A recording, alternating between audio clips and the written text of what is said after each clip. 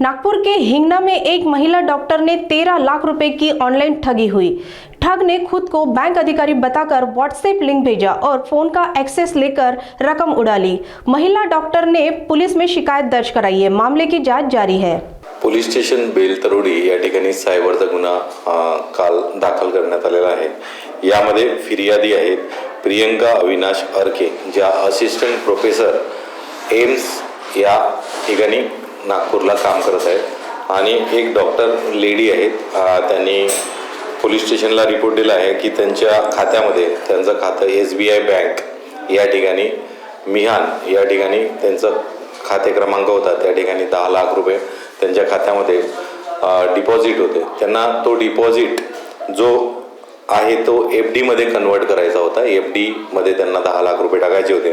त्या अनुषंगाने त्यांनी SBI बँक जी मिहान शाखा आहे त्या ठिकाणी त्यांनी FD करण्यासाठी तिथे बँक मॅनेजर यांना भेटले। त्यानंतर प्रोसेसला 2 दिवस वेळ लागणार म्हणून तेथून बँकमधून माहिती मिळाली व जे बँकेचं SBI येनो ॲप्स आहे त्या ठिकाणी त्यांना संपर्क करण्यासाठी सांगितला। तर ऑनलाईन यांचा संपर्क न झाल्याने यांनी गूगल हेल्पलाईन नंबर यावर सर्च केला आणि त्यांना जे फ्रॉडेस्टर आहेत त्यांचा गूगलवरून नंबर प्राप्त झाला आणि त्यांनी 2 दिवस वेळ असल्यामुळे त्यांनी ऑनलाईन या नंबरचा वापर केला आणि हेल्पलाईन नंबर त्यांना मिळाला। त्या हेल्पलाईन नंबरवर त्यांनी कॉन्टॅक्ट केला असता त्यांना एक APK फाईल देण्यात आली आणि त्या APK फाईलवर क्लिक करायचं आणि ते ओपन करण्यासाठी त्यांना त्या हेल्पलाईन नंबरनी आदेशित केला। त्यानुसार त्यांनी त्यावर क्लिक केला आणि त्यांच्या मोबाईलचा संपूर्ण ॲक्सेस हा उघडण्यात आला आणि त्यांच्या मोबाईल हा हॅक होऊन संपूर्ण त्यांचे जे रक्कम आहे ती काढल्या गेली। त्याचबरोबर त्या रकमेवर यामधील जो गैरहजर आहे सायबर क्रिमिनल त्या व्यक्तीने लोनसुद्धा घेतले। या सर्व याची लिंक त्यांना वेळोवेळी शेअर केली आणि 2 दिवसात वेगवेगळे मेसेजेस त्यांना दिले आणि त्यांनी ते मेसेजेस पण ओपन केले। त्यामुळे त्यांची 10 लाख रुपयाची सायबर फसवणूक झालेली आहे। यामध्ये आम्ही पोलीस स्टेशन बेलतरोडीकडून माननीय पोलीस उपायुक्त झोन 4 सर यांच्या मार्गदर्शनाखाली गुन्हा दाखल करण्यात आला आहे आणि तपास सुरू आहे। यामध्ये सर्व लिंकवर आम्ही काम करत आहोत आणि ज्या लेयर्समध्ये पैसे गेलेले आहेत त्या लेयर्स पण आम्ही फ्रीज केलेल्या आहेत। यामध्ये त्वरित आम्ही आरोपीचा शोध घेत आहोत आणि पुढील कारवाई कायदेशीर करत आहोत।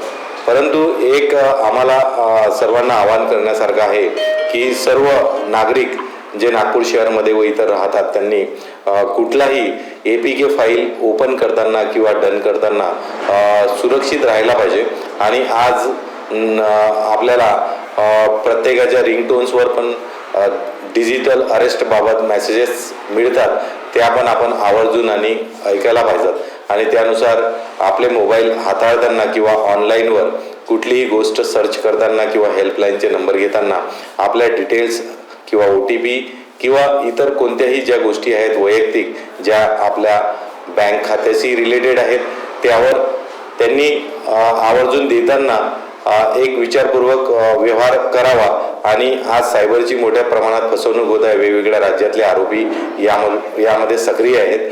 त्यासाठी सर्व नागरिकांना पोलीस नागपूर शहरतर्फे व आमचे पोलीस आयुक्त यावर विशेष कार्य करत आहेत आणि उपायुक्त विशेष कार्य करत आहेत। त्यांच्या अनुषंगाने आमची विनंती राहील की सायबर क्राईम कमी करण्यासाठी आम्ही कार्य करत आहोत। त्यासाठी लोकांना आव्हान आहे की कोणतीही गोष्ट जी गुगलवर सर्च करताना आपल्या डिटेल्स राखून ठेवाव्यात आणि व्यवस्थित माहिती द्यावी। यामध्ये जी रक्कम फिर्यादीची गेलेली आहे त्यामध्ये त्यांनी 10 लाख रुपये रकमेवर त्यांनी 3 लाख रुपये लोनसुद्धा घेतलेले आहे।